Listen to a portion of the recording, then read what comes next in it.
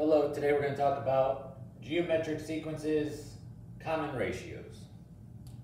This is the formula we use for geometric sequences. A1 is your starting point. You have your R now. With arithmetic sequences or arithmetic sequences, whatever you want to say, you have a common difference. Now you have a common ratio, and that's what I'm going to show you how to do in this video, is how to find it.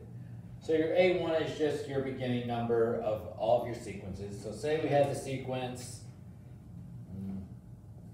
3, 9, 27, and 81. Your A1 would just be right there. But that's not what this video is about. This video is about finding a common ratio. So to find a common ratio, or your R, you always do right over left. So you're going to take any two numbers in sequence. Right? They have to be right by each other. I can't take 3 and 27 or 3 and 81. I can take 3 and 9, 9 and 27, 27 and 81. They have to be in order or this won't work. So I'll take 9 and 3. I take the right number and I put it over the left number and I simplify. So my common ratio is 3.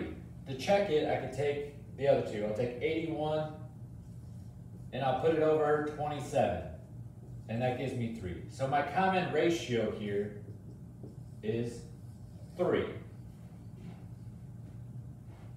All right, example number 2. Always do right over left to find the common ratio. I'll take the middle two. 50, which is my right number, left. 50 over 10, I divide it to get 5. If I want to check it, which is always a good idea to check your work, I'll take 50, 250. Right over left, 250 over 50, and that gives me 5. So my common ratio for this is 5. So my next number, if I kept multiplying by 5, so 2 times 5 is 10, times 5 times 5, give me 0, 5,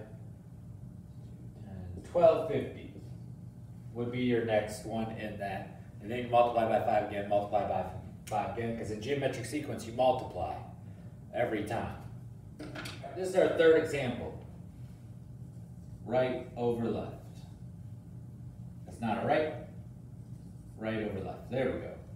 That's my right. So right over left, negative 12 over 6 gives me negative 2.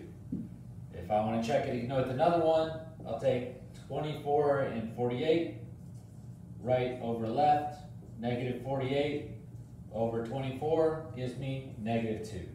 So what are my next two after this? Well, using the common ratio, I say negative 48 times negative 2, and that would give me 96. Then I multiply that by negative 2, and that gives me negative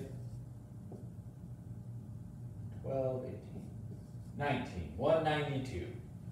All right, so common ratio is just multiplying. You can have negatives, all right? Positive, negative, positive, negative, positive, negative.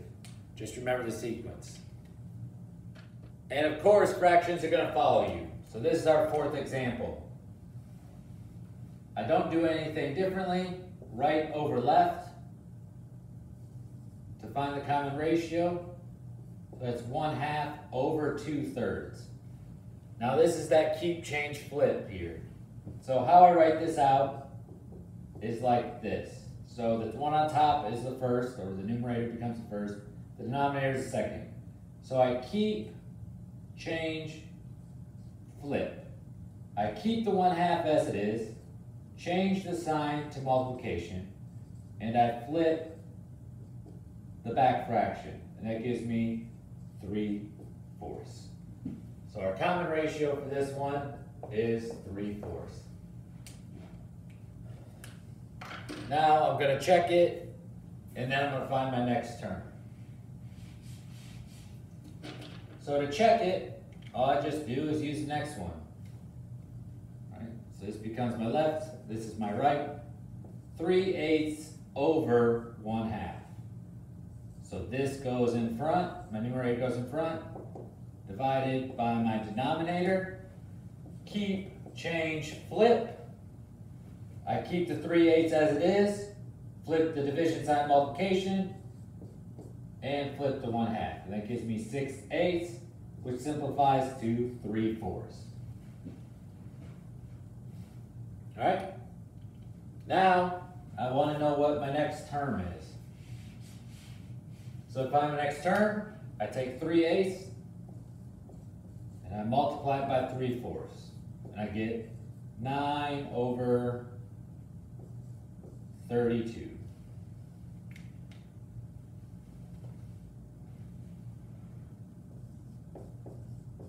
And then if I want to find another one, I multiply that by 3/4. And I get 27/8, 128.